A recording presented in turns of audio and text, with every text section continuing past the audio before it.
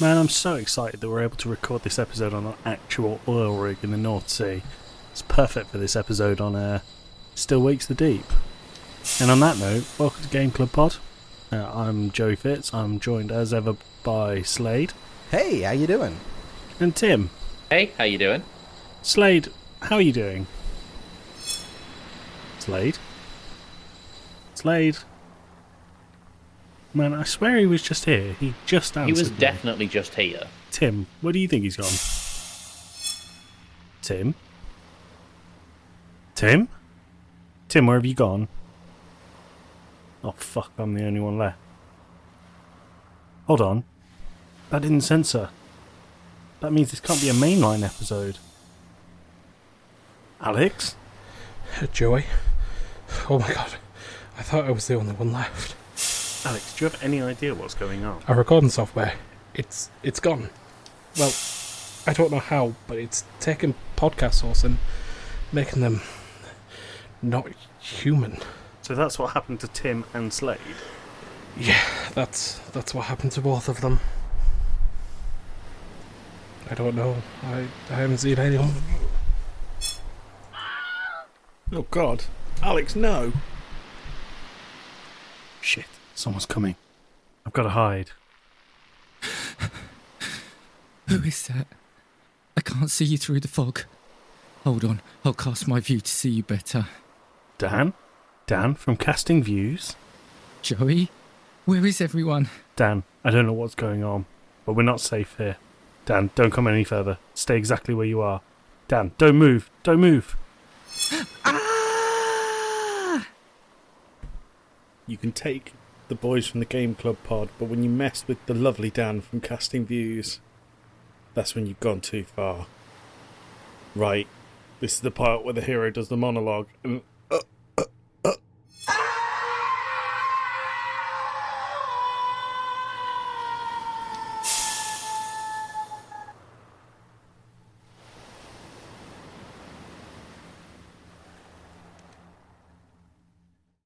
Hi, it's Joey here. I made it out. I hope you enjoyed that skit at the start. Truth is, we did record an episode for Still Wakes the Deep. Things happened and I lost the recording. We thought it was important to bring you content today. So you're going to shortly be hearing a episode from me about video game bosses, what makes a good boss, and some examples from the community. But I thought it was important to say it was such a shame that we lost Still Wakes the Deep. It was a brilliant game, exactly the kind of game that we all love. The atmosphere was incredible. The voice acting was impeccable. The enemies were grotesque and interesting. And most of all, it felt like a game that you put a lot of love into. We loved it so much that we gave it an exceptionally high score for Game Club Pod, and all three of us gave it a recommend for you. So, Still Wakes the Deep, although this isn't the episode that we originally promised, it's available on Game Pass, so if you have access to Game Pass, we all thoroughly recommend that you go and pick up the game and try it out. It's a 4-hour campaign. It's a lot of fun. Give it a go. Back into the episode.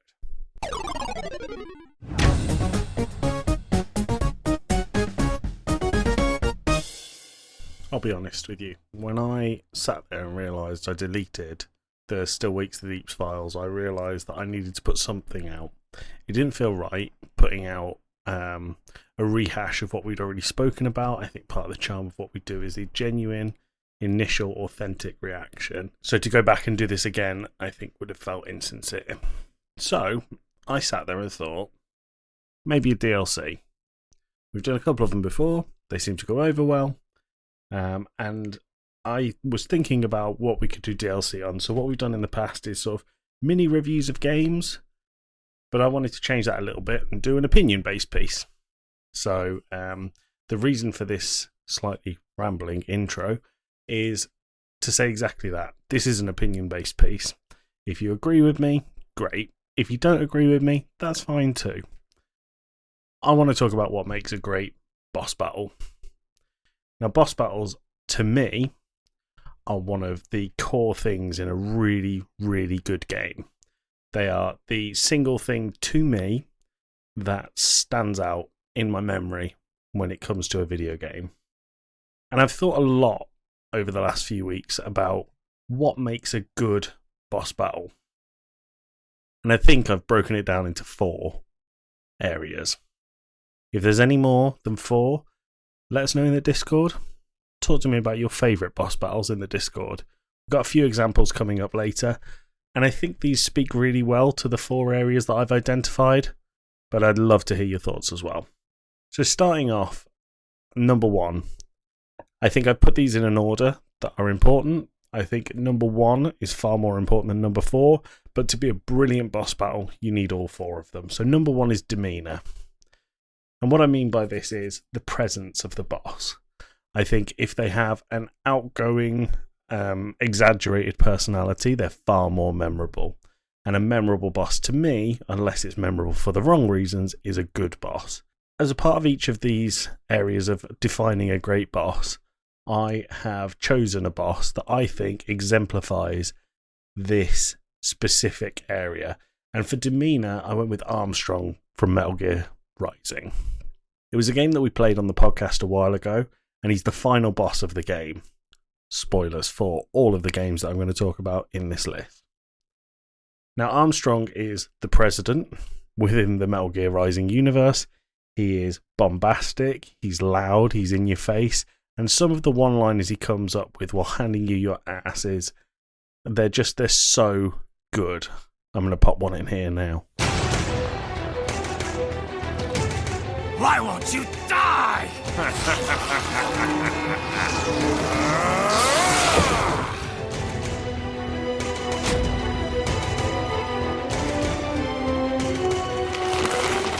Nanomachine, son.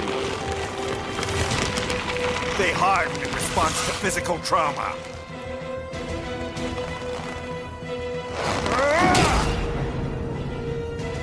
You can't hurt me, Jack.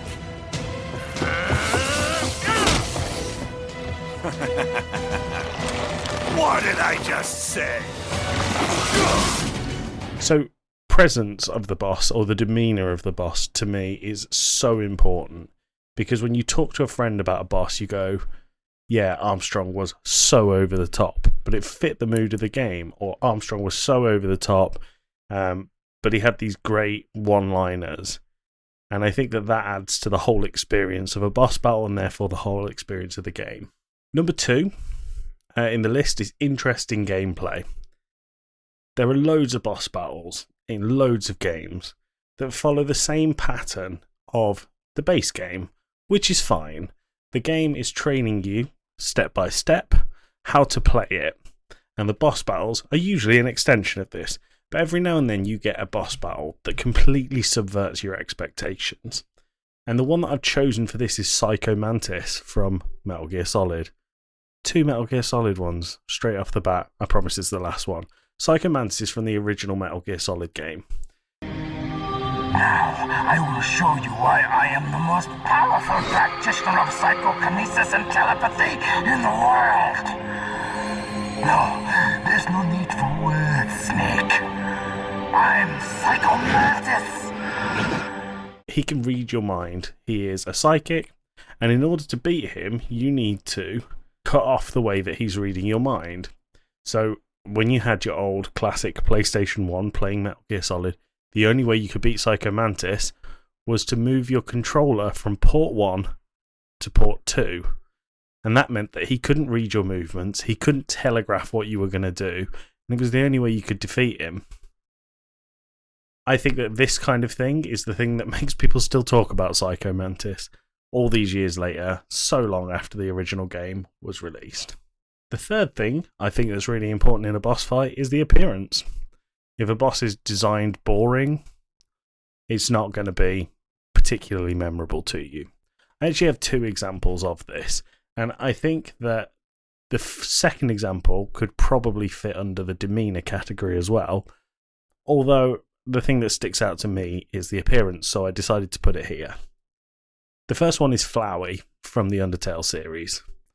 Not in his original form, But when he becomes a boss at the end, Flowey takes over your screen, and what you get is a change from an 8-bit direction to a full screen, full flashing CGI, cut and paste Adobe animation, and honestly, it's an assault on the senses. But what it also is incredibly memorable because of this. It feels like the game ramps up hugely in difficulty at this point, but also, like I said, it's an attack on your senses. And I think it makes the player feel vulnerable and caught off guard. But it also makes you go, oh my god, I was not expecting that. So, Flowey for appearance. The other one, slightly different direction. Not appearance-wise for being all-encompassing on the screen. It's a boss called the Great Mighty Pooh from Conker's Bad Fur Day. Now, if you've played the game, you know who I'm talking about. He's an opera-singing Pooh. I'm going to include some of his dialogue here.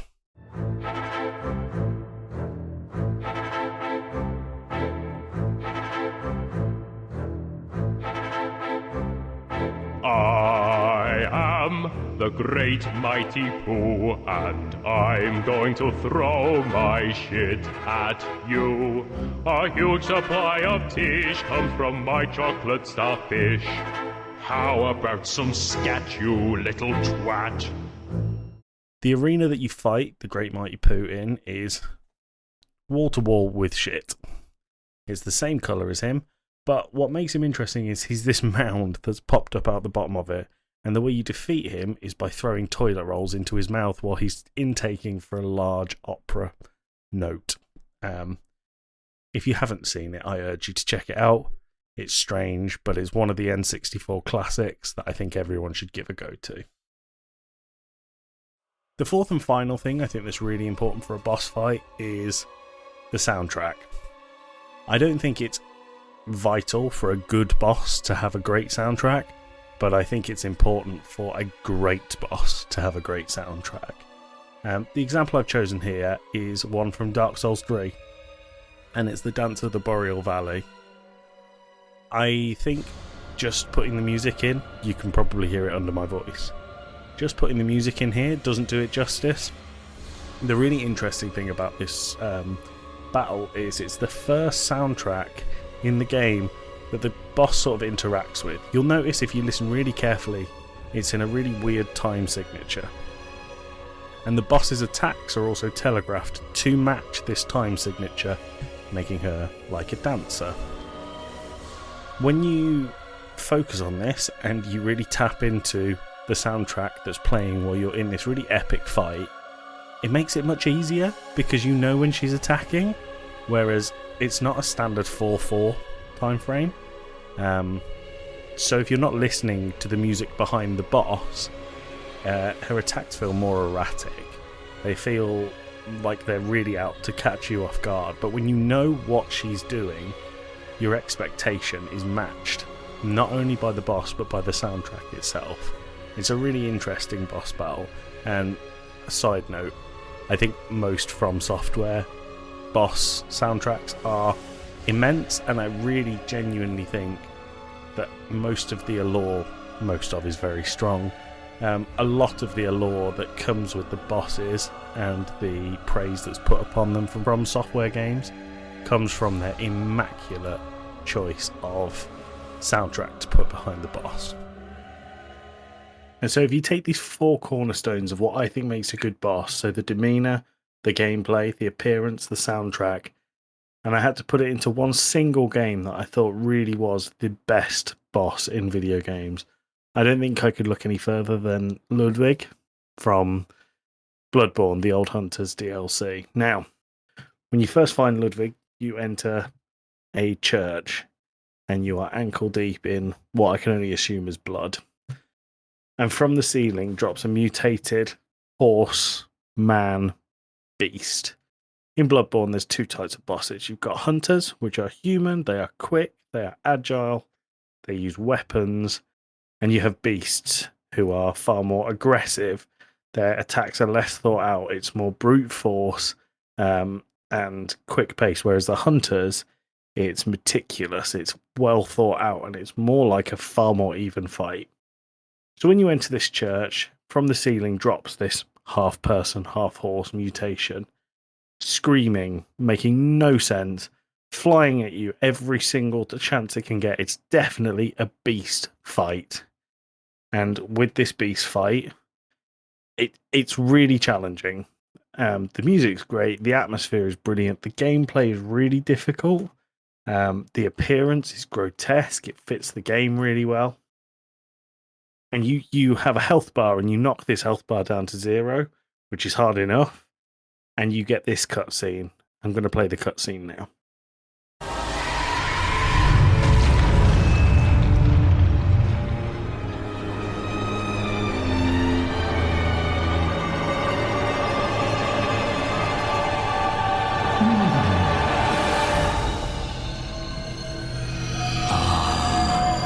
You were at my side all along.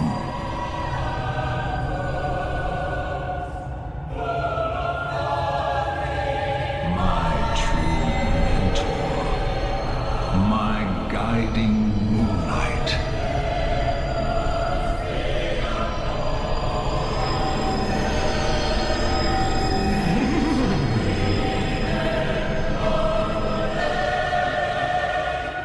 So Ludwig gets up on his hind legs.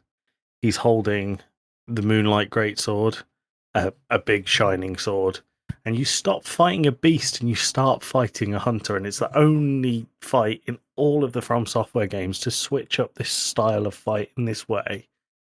It does it to great effect. So you go from fighting this very aggressive beast to this very calculated hunter. He's a warrior. He's not something that's lost all semblance of man. He is back to Ludwig as the hunter before he was taken over by the Nightmare. And I think that switch up, the challenge, the arena, and the music behind it makes Ludwig, in my opinion, the best boss in gaming history. So as a part of this question, what makes a good boss and who are the best bosses, I asked the hosts of the podcast. So I'm going to go through them now, alphabetical order. Alex started out. There are, once again, spoilers for these games. So if you don't want spoilers for these games, skip ahead maybe 30 seconds for each one. So Alex started off with Baldur's Gate 3. Raphael, probably one of the most challenging fights up until that point. You have to compete with environmental objects while staying alive and fighting enemies. It's a really difficult fight, and the soundtrack goes hard out of nowhere. Fatalis from Monster Hunter World. After hundreds of hours of playing Monster Hunter, you finally face Fatalis. An extremely difficult fight with a lower time limit to complete in. The fight in a game all about boss fights is truly challenging and will test even the best players. Also, the music is stress-inducing. And finally from Alex, Virgil from Devil May Cry 5. It's a great rivalry story against Dante. A tough fight that looks great, and the music is great too. Also, the way the fight ends is extremely cinematic. And Alex says to make a good boss fight, it needs to test your skills. It needs to be challenging, memorable. It needs to make sense in the story. And aesthetically, it needs to stand out. But I think what you'll also pick up from the 3 that Alex said, he mentioned the soundtrack. So the music is definitely something that adds to it. Slade said GLaDOS from Portal 1 and 2. Sans and Flowey from Undertale. If you remember, Flowey was part of the appearance one. And Atlas or Frank Fontaine from Bioshock. So Slade said he wanted to take a bit of a different look from this, more than just a fight in a boss battle at the end of the game. He said it needs to be someone who's spending time either antagonizing the player or being by their side like a companion until some sort of plot twist. And at the end, it needs to test your skills and really feel like it was impactful towards the story. He then broke down the bosses that he chose. But he said, before we get into that, he said, think for him, boss fight needs to be narratively satisfying. Sorry, start that again. For him, the boss needs to be narratively satisfying. It doesn't matter how bombastic it is. It just needs, or if it just turns out to be another thing he needs to fight. If it has no story implications, it's not memorable. And I think we've used that word a lot, memorable. He said for GLaDOS, in Portal, she's fantastic for the fact she's the only companionship you have throughout the whole game, with the final fight of you taking her out for good and escaping the facility. This is retconned in the creation of Portal 2. Atlas and Frank Fontaine in Bioshock being the only voice and help you have while exploring and trying to escape Rapture. Would you kindly is such a small and polite phrase, which is given such a huge meaning once you learn what it means and who Atlas actually is. And he's chosen Flowey and Sands from Undertale. He said he struggled to pick a single boss from Undertale because each one has a different meaning regardless of what the playthrough that you're doing. He feels the two that are the most important are Flowey and Sands. The big reason being is that no matter what your playthrough style, or if you go through and delete your game files, the game saves them and it will remember what you've done. So even if you start a new play style in the second one, the game will remember what you did previously and judge and chastise you for it. And finally, for Tim, he's chosen the Abyss Watchers from Dark Souls 3, Gehrman the First Hunter from Bloodborne, and Psycho Mantis from Metal Gear Solid. A good boss, he says, is memorable, fair, and still manages to subvert expectations, especially when they can do that within a lore reason. So the Abyss Watchers are super memorable and become this game of balancing defense and well-timed offense that sees you teaming up with an enemy because they see everyone as consumed by the Abyss, culminating in a one-on-one sword fight that's well telegraphed without gimmicks. Gehrman has been your companion the whole time you played Bloodborne, but the fight against him at the end makes total sense. He's always said that in the dream itself will end, and we've known since the beginning that he was a legendary hunter. Psycho Mantis leaves the player feeling completely helpless, but he gives you hints how to beat him. You need to do something hardware related, and if you cannot work it out, your boss tells you to try plugging things into other things, at which point Psycho Mantis becomes a pushover, teaching players that the game is far more puzzle focused than combat, and that they need to think outside the box, setting the expectation for the entire series of Metal Gear Solid. I'd also like to thank Alex's D&D group, who gave me loads and loads of really great bosses and what makes a good boss. Fortunately, we don't have time to run through them all here, but the themes are generally in line with what we say. The words memorable came out of every single one of them. Challenging came out of every single one of them. Subverting expectation was a big theme of the responses that we got. But some of the bosses, for example, that they chose are Raphael, which Alex said earlier. Some people said just being a FromSoft player, so Dark Souls, every boss is a brilliant boss. And then Shadow of the Colossus is another one that came up quite a few times, which is another boss rush game. I don't think I've answered what makes a good boss, because I don't have the final say on what makes a good boss within a video game. Video games are meant for everyone, and what I like might not be what you like. But in terms of the 4 things I'll look for, demeanor, gameplay, appearance, and soundtrack, it's got to be Ludwig for me. Let us know in the Discord who your favourite boss in a video game is. And we look forward to seeing you in a couple of weeks' time, where we have our episode on Balatro, which is a poker roguelike game. Super interesting. Really looking forward to getting that out to you. Thanks again for indulging me, and apologies again if you were looking forward to hearing us talk about Still Wakes the Deep. It was great. It's on Game Pass. It's not a long game, but it is a really fun game. So, once again, we gave it an 8.5 out of 10 overall, which, if you're a regular listener of the Game Club pod, is a really high score. So, check it out. And thanks again.